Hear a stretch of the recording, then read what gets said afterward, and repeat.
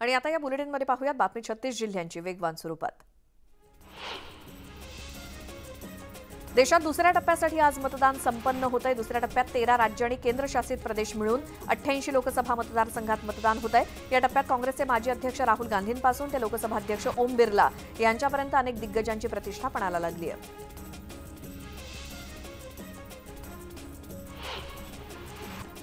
महाराष्ट्रात आज दुसऱ्या टप्प्यात 8 जागांसाठी मतदान पार पडते। बुलढाणा, अकोला, अमरावती, वर्धा, यवतमाळ, वाशिम, हिंगोली, नांदेड आणि परभणी या लोकसभा मतदारसंघात मतदान असून राज्यामध्ये एकूण 204 उमेदवार रिंगणात आहेत। बुलढाणा लोकसभा मतदारसंघांसाठी आज मतदान होत आहे। शिवसेनेचे विद्यमान खासदार प्रतापराव जाधव यांची शिवसेना उद्धव बाळासाहेब ठाकरे गटाचे उमेदवार नरेंद्र खेडेकर यांच्याशी थेट लढत आहे। शिवाय रविकांत तुपकर सुद्धा निवडणुकीच्या रिंगणात उतरल्यानं ही लढत अधिक रंगतदार झाली आहे। बुलढाण्याच्या खामगाव इथल्या इंग्रजकालीन इमारतीत आता जिल्हा परिषदेची शाळा भरते। आज लोकसभा निवडणुकीच्या पार्श्वभूमीवर याच इंग्रजकालीन इमारतीमध्ये मतदान प्रक्रिया पार पडते। अकोला मतदारसंघासाठी आज मतदान सुरू आहे। अकोल्यात भाजपचे अनुप धोत्रे, काँग्रेसचे डॉक्टर अभय पाटील आणि वंचितचे प्रकाश आंबेडकर यांच्यामध्ये तिरंगी लढत असून एकूण 18,90,814 मतदार मतदानाचा हक्क बजावणार आहेत। अकोला लोकसभा मतदारसंघात महायुतीचे उमेदवार भाजपचे अनुप धोत्रे यांनी आज सकाळीच आपल्या कुटुंबियांचं पूजा केली। अनुप धोत्रे यांच्या पत्नी समीक्षा धोत्रे आणि आई सुहासिनी धोत्रे यांनी अनुप यांचं औक्षण केलं आणि यावेळी आमचा विजय निश्चित आहे, कार्यकर्त्यांच्या मेहनतीवरती पूर्ण विश्वास आहे अशी प्रतिक्रिया त्यांनी दिली।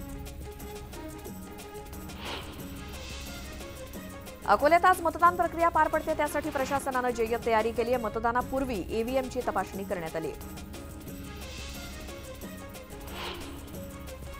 वर्धा लोकसभा मतदारसंघासाठी आज मतदान होत असून वर्ध्यामध्ये भाजपचे विद्यमान खासदार रामदास तडस आणि शरद पवार गटाचे माजी आमदार अमर काळे यांच्यामध्ये सरळ लढत आहे। विदर्भात शरद पवार गटाचे एकमेव उमेदवार अमर काळे आहेत, त्यामुळे या जागेवरती महाविकास आघाडीला जनता कौल देणार का याकडे सर्वांचं लक्ष लागलंय। नांदेडमध्ये दुसऱ्या टप्प्यातील मतदान सुरू आहे। महायुतीकडून प्रताप पाटील चिखलीकर रिंगणात आहेत, त्यामुळे चिखलीकर घराबाहेर पडण्यापूर्वी त्यांच्या मुलीनं आणि सुनेनं त्यांचं औक्षण केलं। वर्ध्याचे महायुतीचे उमेदवार रामदास तडस यांनी एकपाळा मंदिरात पूजा केली। पुन्हा एकदा लोकसभेची संधी मिळावी अशी प्रार्थना तडस यांच्याकडून करण्यात आली। वयाच्या 10व्या वर्षापासून रामदास तडस या हनुमान मंदिरात नियमित पूजा करतात। वर्धा जिल्ह्यामध्ये लोकसभा निवडणुकीच्या मतदानाला सुरुवात झालेली आहे। आर्वी तालुक्यातील पिंपळखुटा इथे मतदान करण्यासाठी ग्रामपंचायतीच्या मतदान केंद्रावरती मतदारांनी गर्दी करायला सुरुवात केली आहे। वर्धा लोकसभा मतदारसंघातील देवळी पुलगाव विधानसभेत नगर परिषदेमधील मतदान केंद्राला पिंक बूथचा दर्जा देण्यात आला। या बूथवरती बहुतांश महिला कर्मचारी कार्यरत असून सुरक्षा सैनिक देखील महिला अधिक आहेत आणि या पिंक बूथवरती सर्व महिला कर्मचाऱ्यांनी पिंक कलरचा गणवेश धारण केलाय, तर या मतदान केंद्राला गुलाबी फुग्यांनी सजवण्यात आलंय। वर्ध्याच्या केसरीमल कन्याशाळा या केंद्राला जिल्हा निवडणूक निर्णय अधिकारी राहुल कर्डिले यांनी भेट दिली आणि यावेळी त्यांनी नवीन मतदारांनी मतदान करावं असं आवाहन केलं। वर्ध्याच्या विटाळामधील मतदान केंद्रावरती नवरदेवानं मतदान केलं आणि आधी लग्न लोकशाहीचं असं म्हणत नवरदेव गौरव डाहे यांनी बहुल्यावर चढण्याआधी आपला मतदानाचा हक्क बजावला। यवतमाळ वाशिम मतदारसंघासाठी आज मतदान सुरू आहे। हिंगोलीचे खासदार हेमंत पाटील यांच्या पत्नी राजश्री पाटील आणि शिवसेना उद्धव बाळासाहेब ठाकरे गटाचे संजय देशमुख यांच्यामध्ये थेट लढत होते। 19,40,916 मतदार आपला मतदानाचा हक्क बजावत आहेत। हिंगोली लोकसभा मतदारसंघात मतदान होत असून या मतदारसंघात शिवसेना उद्धव बाळासाहेब ठाकरे गटाचे उमेदवार नागेश आष्टीकर आणि शिवसेनेचे बाबूराव कोहाळीकर यांच्यामध्ये थेट लढत आहे। एकूण 18,17,000 मतदार मतदानाचा हक्क बजावणार आहेत, तर 15 संवेदनशील मतदान केंद्रावरती पोलिसांची करडी नजर आहे। हिंगोली लोकसभेसाठी आज मतदारसंघातील 18,17,000 मतदार आपला मतदानाचा हक्क बजावणार आहेत। मतदारसंघात महिला कर्मचारी संचलित मतदान केंद्र, दिव्यांग बांधवांसाठीचं मतदान केंद्र अशी आदर्श मतदान केंद्र स्थापन करण्यात आली आहेत।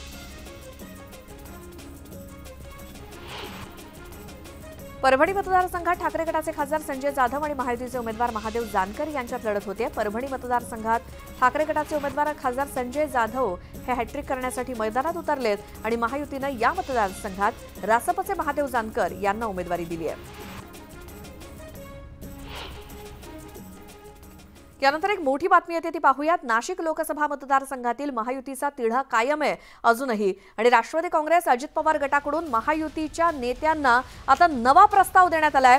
छगन भुजबळ यांच्याऐवजी नाशिकमधून माजी खासदार देविदास पिंगळे आणि सिन्नरचे विद्यमान आमदार माणिकराव कोकाटे यांच्या नावाचा प्रस्ताव पक्षश्रेष्ठींकडे देण्यात आलाय।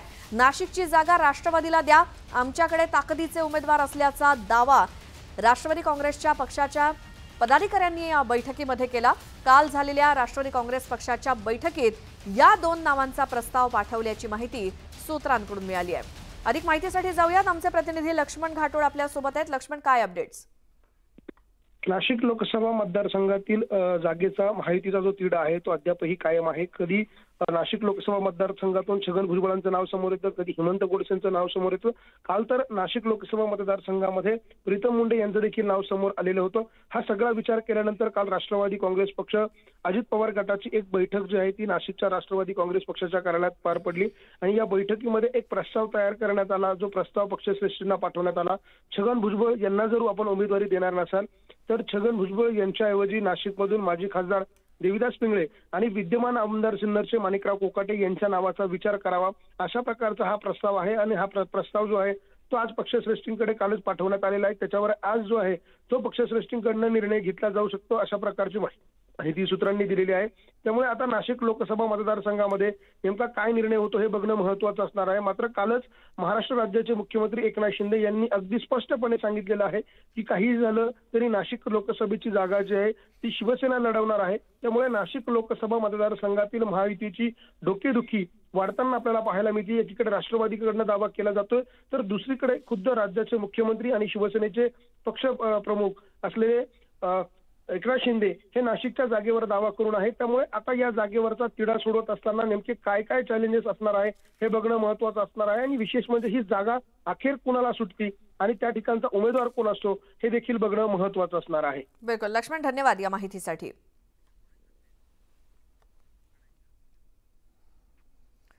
आणि यानंतर पुन्हा पाहूयात बातमी 36 जिल्ह्यांची। परभणी लोकसभा मतदारसंघासाठी आज मतदान सुरू आहे। मतदान केंद्र क्रमांक 172 वरील ईव्हीएम मध्ये तांत्रिक बिघाड झाला, त्यामुळे इथे मोठ्या संख्येने मतदार रांगा लावून तात्काळ उभे आहेत। परभणी लोकसभेच्या मतदान प्रक्रियेला सुरुवात झाली। 80 वर्षीय मन्नान रहमान यांनी आपला मतदानाचा हक्क बजावला। देशाची लोकशाही चालवण्यासाठी सर्वांनी मतदान प्रक्रियेमध्ये सहभाग घेतला पाहिजे, तरुणांनी विशेष करून यामध्ये आपलं मतदान केलं पाहिजे असं आवाहन त्यांनी केलं। नांदेड लोकसभा मतदारसंघात मतदान होत असून भाजपचे विद्यमान खासदार प्रताप पाटील चिखलीकर यांची काँग्रेसचे उमेदवार वसंत चव्हाण यांच्याशी थेट लढत आहे। या निवडणुकीत अशोक चव्हाण यांची प्रतिष्ठा पणाला लागली आहे। लोकसभेच्या दुसऱ्या टप्प्यातील मतदानाला सुरुवात झाली। यावेळी नांदेड मतदारसंघातील एका चिमुकल्यानं सर्वांचं लक्ष वेधलं। लोकशाहीच्या उत्सवात कर्तव्यावरती असलेल्या आईसोबत हे चिमुकलं बाळ सहभागी झाले।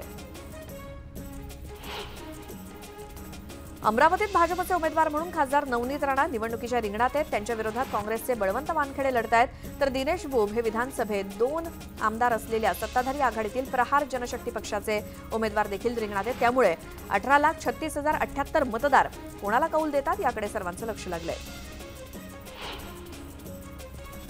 अमरावती लोकसभा मतदारसंघाच्या निवडणुकीला सुरुवात झाली आहे। मतदान प्रक्रिया सुरू झाली आहे। मतदानासाठी मतदारांनी सकाळपासूनच मतदान केंद्रांवरती रांगा लावल्या आहेत। अमरावतीच्या श्रीराम प्रायमरी शाळेत मतदान सुरू आहे। वाशिमचे महाविकास आघाडीचे उमेदवार संजय देशमुख यांनी मतदानाचा आपला हक्क बजावला। जास्तीत जास्त संख्येने मतदान करा असं आवाहन संजय देशमुख यांनी मतदारांना केलं। लोकसभा निवडणुकीतील उमेदवारांच्या शक्ती प्रदर्शनावरती आता निवडणूक आयोगाची करडी नजर असणार आहे। शक्ती प्रदर्शनाच्या वेळी कार्यकर्त्यांकडून आणल्या जाणाऱ्या वाहनांचा खर्च आता उमेदवारांच्या निवडणूक खर्चामध्ये समाविष्ट केला जाणार आहे। राज्यामध्ये 5,717 तृतीयपंथी मतदारांची नोंद झाली असून हा आकडा आणखी वाढण्याची शक्यता आहे। सर्वाधिक तृतीयपंथी मतदारांची नोंद ठाणे जिल्ह्यात असून त्या पाठोपाठ मुंबई उपनगर आणि पुण्यामध्ये नोंद झाली आहे। सोलापूरकर ताकदीनं महायुतीसोबत आणि मोदींसोबत उभे आहेत. राहुल गांधींनी काय टीका केली याकडे सोलापूरकर लक्ष देणार नाहीत असं वक्तव्य महायुतीचे उमेदवार राम सातपुते यांनी केलं. तर राहुल गांधींच्या सभेला 2-5 हजार लोक येतात, पण मोदींच्या सभेला 1 लाखापेक्षा जास्त संख्येनं लोक येतील आणि आपण त्याचे साक्षीदार असाल असं सातपुते म्हणाले. ईशान्य मुंबईतील महायुतीचे उमेदवार मिहीर कोटेचा आज लोकसभेसाठी आपला उमेदवारी अर्ज भरणार आहेत. यावेळी उपमुख्यमंत्री देवेंद्र फडणवीस उपस्थित असतील. उपमुख्यमंत्री देवेंद्र फडणवीस कोकण दौऱ्यावरती आहेत. महायुतीचे उमेदवार सुनील तटकरे आणि नारायण राणे यांच्या प्रचारार्थ फडणवीस कोकणात सभा घेणार आहेत. मुख्यमंत्री एकनाथ शिंदे शिर्डी दौऱ्यावरती आहेत. महायुतीचे उमेदवार सदाशिव लोखंडे यांच्या प्रचारासाठी मुख्यमंत्र्यांनी कंबर कसली असून ते महायुतीच्या पदाधिकाऱ्यांची बैठक घेणार आहेत. प्रणिती शिंदेंच्या प्रचारासाठी उद्धव ठाकरेंच्या सोलापुरात सभा होणार आहे आणि या दौऱ्यादरम्यान उद्धव ठाकरे पक्षाच्या पदाधिकाऱ्यांच्या बैठका देखील घेणार आहेत. माढा मतदारसंघाचे उमेदवार धैर्यशील मोहिते पाटील यांच्या प्रचारासाठी शरद पवार मैदानात उतरलेत. शरद पवार माढ्यातील मतदारांशी संवाद साधणार आहेत. रायगड लोकसभेचे महाविकास आघाडीचे उमेदवार अनंत गीते यांची गुहागरमध्ये प्रचार सभा पार पडली. या सभेत भास्कर जाधव आणि अनंत गीते यांच्यात जुगलबंदी पाहायला मिळाली. गीतेंचं भाषण सुरू असतानाच भास्कर जाधव उठले आणि त्यांनी माईक हातात घेऊन गीतेंवरती संताप व्यक्त केला. त्यामुळे भास्कर जाधव नाराज असल्याच्या चर्चा रंगल्या आहेत. बीड लोकसभा निवडणूक लढवू इच्छिणाऱ्या 55 उमेदवारांनी अखेरच्या दिवशी अर्ज दाखल केलेत. 18 ते 25 एप्रिल या कालावधीत एकूण 76 उमेदवारांनी 99 नामनिर्देशन पत्र निवडणूक निर्णय अधिकाऱ्यांकडे सादर केले. आज नामनिर्देशन पत्रांची छाननी करण्यात येणार आहे आणि त्यानंतर निवडणुकीच्या रिंगणात किती उमेदवार असतील हे स्पष्ट होईल. यवतमाळ लोकसभा मतदारसंघाच्या महायुतीचे उमेदवार राजश्री पाटील यांनी मतदानाला निघण्यापूर्वी देवीचं दर्शन घेतलं. यावेळी आईवडिलांच्या प्रतिमेचं पूजन करताना राजश्री पाटील भावूक झाल्या.